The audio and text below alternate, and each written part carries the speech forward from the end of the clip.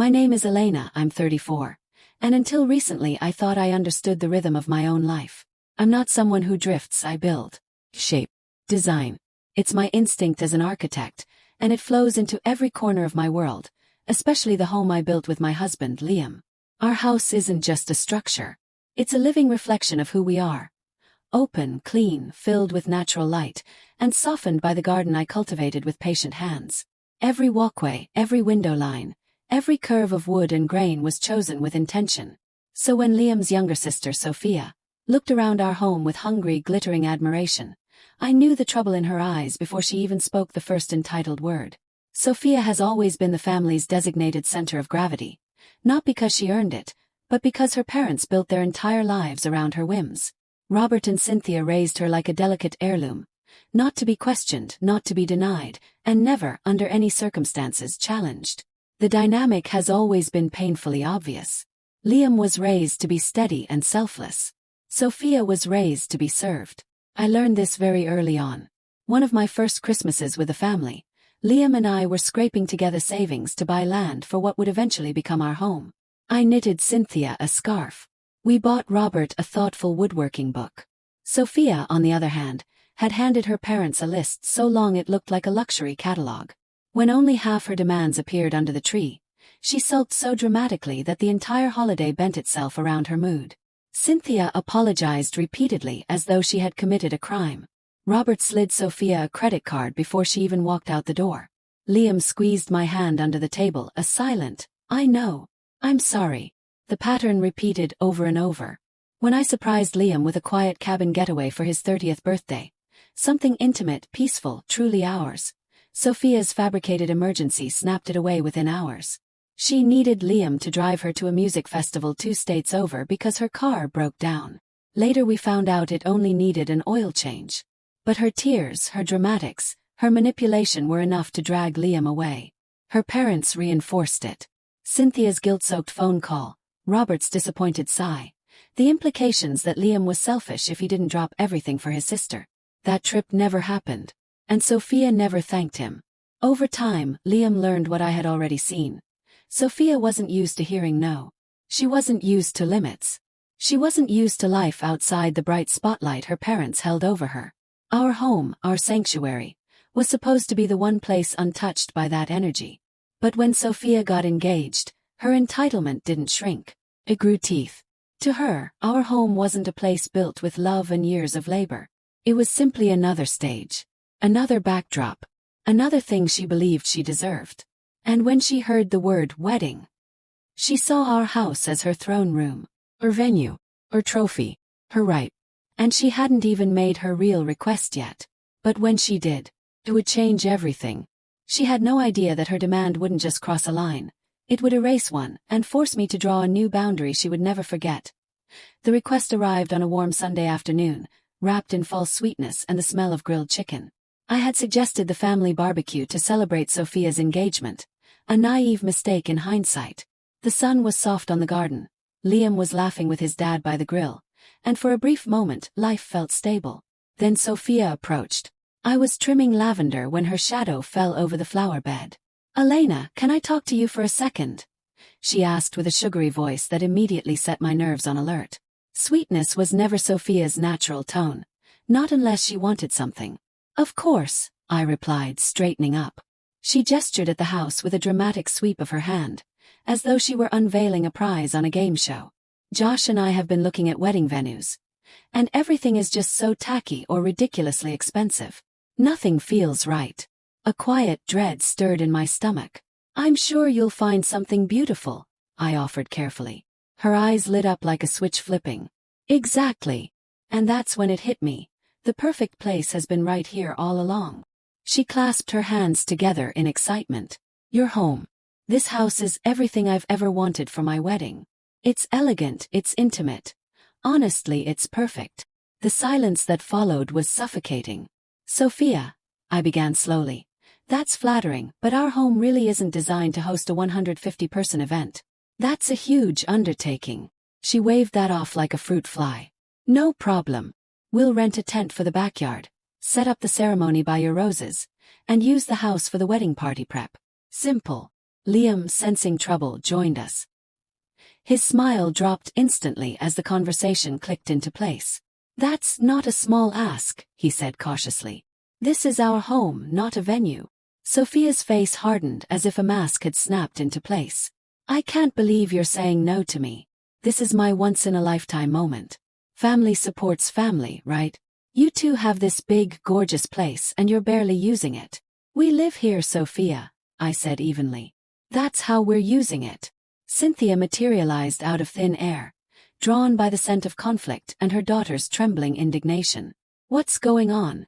Why is Sophia upset?" "They're refusing to let me have the wedding here," Sophia cried, instantly producing tears like an actress on cue.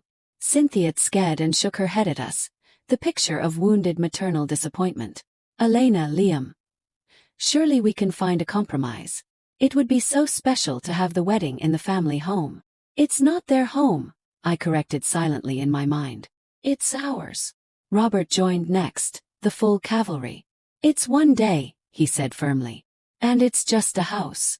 Things can be replaced." "We can't," I murmured. Liam squeezed my arm in agreement. I tried another angle.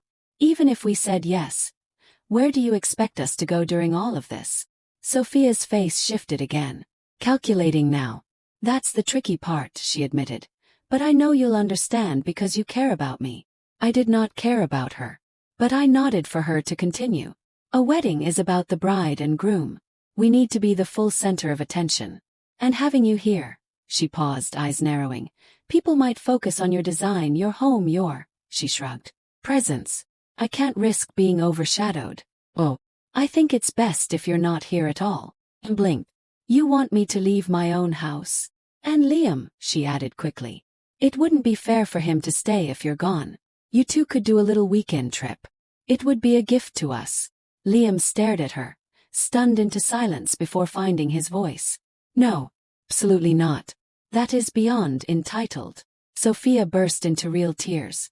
The spectacle was officially underway. But little did any of them know, this moment, this insult, this absurd request, was planting a seed inside me. A seed that would grow into the perfect revenge.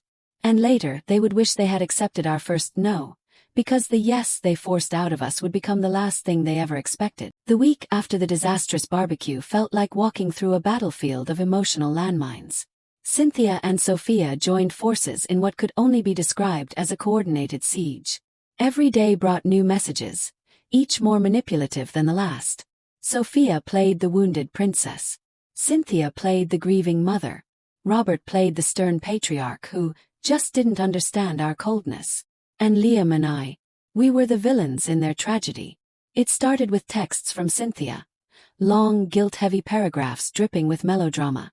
"Your sister is heartbroken, Liam. She cried for hours.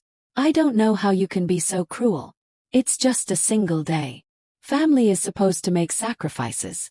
Sophia feels rejected by Elena, someone she admires." That last line was a masterful blow, a manipulation disguised as flattery. Liam read each message with tightening jaw muscles and a growing sense of exhaustion. He responded once, politely but firmly. "Our home is not a venue. Asking us to leave for the entire day is unreasonable. The answer is no." This did not end the storm. It intensified it. Cynthia escalated to phone calls, always during Liam's busiest work hours, when stress was already high. She wept into the phone about Sophia losing weight from sadness, about how the wedding might be cancelled, about how Liam would never forgive himself. Then they turned their artillery on me. Robert emailed me directly, something he rarely did. His message was calmly patronizing, written like a speech from a father sage imparting wisdom. "A daughter's wedding is sacred. A venue with family history is irreplaceable. This means the world to Sophia. I trust you understand how important this is." I stared at the screen in disbelief. There was no family history in this house. None of them lifted a single brick to build it. But in their minds, anything Liam touched automatically belonged to the entire clan. Meanwhile, I was losing sleep, imagining my serene living room torn apart by strangers, imagining spills and footprints on the floors I lovingly installed. The house felt threatened, and so did our peace. The worst part was watching Liam crumble under the weight of their accusations. His mother knew exactly how to strike him. With disappointment, with guilt, with subtle jabs about family loyalty. One night, I found him standing by the window, staring at the garden where Sophia wanted her ceremony. "What are you thinking?" I asked softly. He exhaled, the sound heavy with years of conditioning. "When Sophia was young, she scraped her knee once, just a tiny scratch. Mom and Dad rushed her to the ER, then bought her a new bike the next day."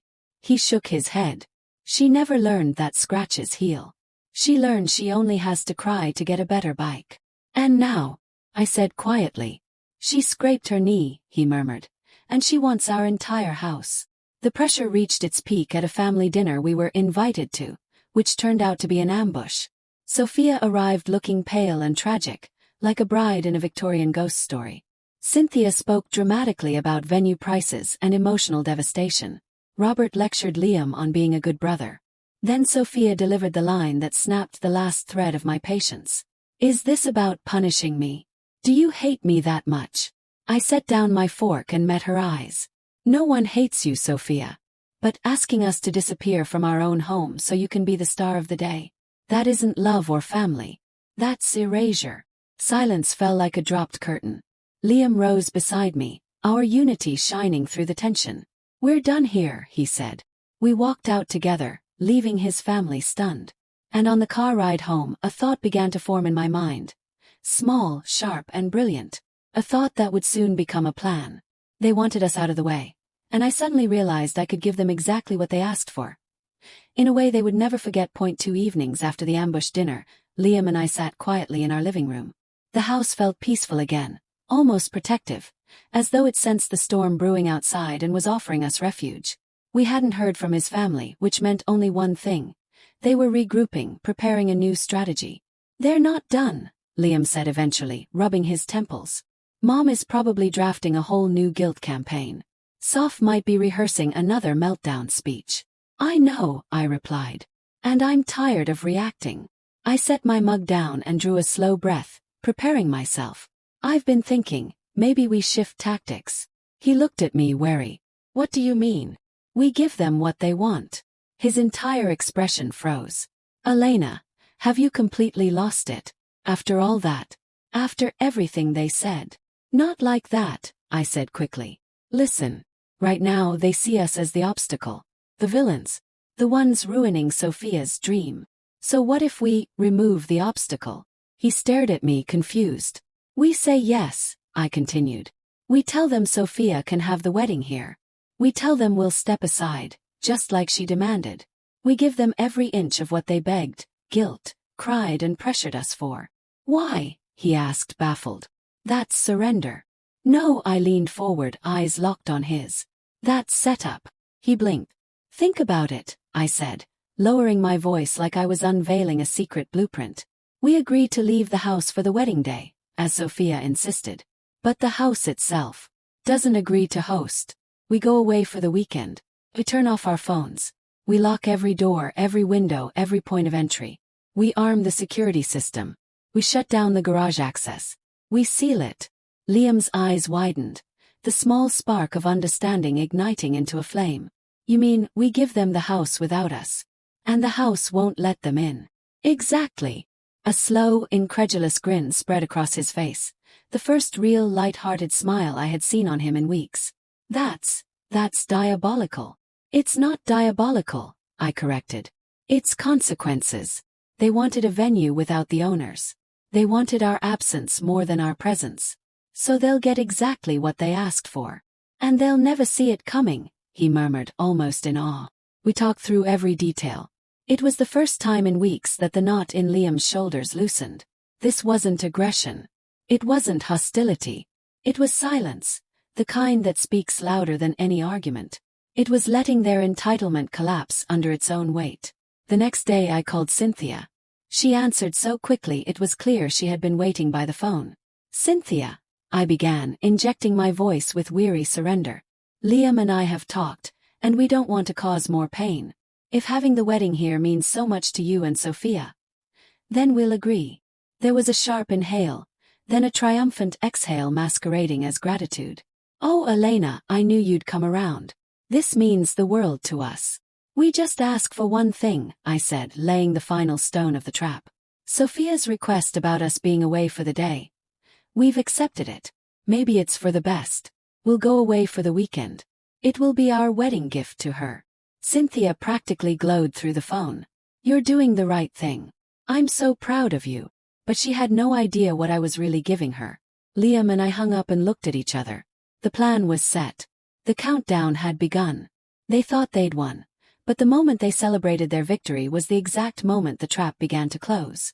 The 6 weeks leading up to the wedding felt surreal, like watching someone else decorate my life without my permission. Sophia and Cynthia threw themselves into planning with an enthusiasm that bordered on manic. They treated our home like it was already theirs, as if the previous battles had never happened. My phone buzzed constantly. Elena dear, could you measure the backyard again? The tent company needs precise dimensions. The oak tree. Does it have an outlet nearby? We want to hang string lights. The florist needs space to unload early Saturday morning. Where should she park? The entitlement was breathtaking. Yet I answered every question with polite efficiency. No fight. No attitude. No reminders of boundaries. I became the perfect, accommodating voice in their ear. The one who never protested, never corrected, never hinted at the truth. And because I didn't resist, they dropped their guard. Sophia treated me with the smug generosity of someone who believed she had conquered an opponent. You'll love how we transform the house, she told me one day, sounding like a billionaire describing renovations to her new estate. It'll be completely unrecognizable, in a good way. I'm sure it will, I said, my tone so calm she didn't detect the double meaning. Meanwhile, Liam played his own role flawlessly. He nodded through his parents' rambling wedding plans, listened patiently as Robert explained where he wanted to build a makeshift bar, and endured Cynthia's endless monologues about seating charts. To them, Liam wasn't resisting anymore. He was finally back to being the good son. They took our quiet compliance as defeat. But in reality we were preparing. Behind the scenes, Liam and I built our plan with the same precision I once used to design the house itself. We booked a 2-night stay at a coastal spa hotel 3 hours away. We arranged for a pet sitter to come the day before the wedding and leave long before guests were scheduled to arrive. And then we walked through the house, room by room, noting every lock, every latch, every potential point of entry. I had designed this home inside and out. I knew every weakness. I knew every strength. And so I fortified it. Windows checked. Deadbolts tested. Security system recalibrated. Garage power switched to manual mode. Secondary locks installed on the French doors. The house wouldn't just be closed. It would be impenetrable. 3 days before the wedding, Cynthia called me again. Elena, since you'll be leaving early Saturday morning, maybe you can just leave a spare key under the mat for the caterers? I almost laughed. Almost. I'm sorry, Cynthia, but we don't leave keys lying around. It's unsafe, I said cheerfully. But don't worry. The caterers can just call Sophia when they arrive. She has her key. Except she didn't. And Cynthia didn't bother questioning the assumption. Sophia was the bride. Of course she had access. Why wouldn't she? Another piece of the trap slid quietly into place. The night before the wedding, the air in our house buzzed with an eerie calm. Liam zipped our single overnight bag. I did my final walkthrough, unplugging what needed unplugging, double-checking every lock with clinical precision. Just before bed, Sophia called Liam, practically glowing with self-satisfaction. Have fun on your little trip, she sang. And thank you again for making my dream day possible. You're welcome, Liam replied, his voice unreadably neutral. I hope it's everything you expect. We hung up and looked at each other. There was no turning back now. Tomorrow the storm would arrive, and we would be far away, sipping coffee while the chaos unfolded without us. And when dawn came, we were ready to give Sophia exactly what she demanded. Our absence, and the silent locked house she never imagined. The alarm went off at 5 a.m., a time usually reserved for catching flights or beating traffic to the airport. But that morning, it signaled something far more satisfying. The beginning of the end. The sky outside was still a deep indigo, the faintest pink barely brushing the horizon. Liam packed our small overnight bag into the car while I began the final phase of our plan. I moved through the house like a surgeon preparing an operating room. Upstairs first. Blick, blick, blick. Every window locked, every latch tested with a gentle tug. Down the hallway into the guest room, then my office, then the studio. No cracks, no unlocks, no mercy. Downstairs next. The kitchen window locked. Living room picture window locked. The tall windows by the hall secured. Each sound was a declaration. Boundary. Promise. Then came the doors. I slid the heavy security bar across the patio doors, feeling the solid thunk vibrate through my palms. The French doors, key turned, double lock engaged. The side door, deadbolt tight. Finally the front entrance, the symbolic heart of any home. I stepped outside, looked one last time at the calm, silent foyer behind me, and pulled the door shut. The lock clicked into place with a sound so sharp and final it felt like punctuation. Liam was waiting by the car. He had manually locked the garage from the inside and exited through the side, exactly as we planned. The entire house was sealed tighter than a museum at closing time. Before we drove away, I opened the security app. One tap. Full lock mode activated. Any attempt to force entry would trigger a deafening alarm and notify the police. "It's done," I whispered. Liam squeezed my hand. "Then let's go." We drove away as the first blush of sunrise lit the street. With almost ceremonial finality, we powered off both our phones. No calls, no text, no interruptions. We didn't want to hear a single thing until we were ready. By 7:30 a.m., as we pulled onto the highway, Liam let out a soft, wicked laugh. "Right about now," he said, "the caterers are discovering the first locked door." I pictured it perfectly. The confident knock, the confusion, the second knock, then the frantic phone call to Sophia. By 8:30 a.m., the florist would be arriving, arms full of flowers, bewildered by the same silent, unyielding house. Then the rental company. Then the photographer. Then the DJ. One by one, each vendor would collide with the reality Sophia refused to acknowledge. You cannot banish the homeowner and keep the home.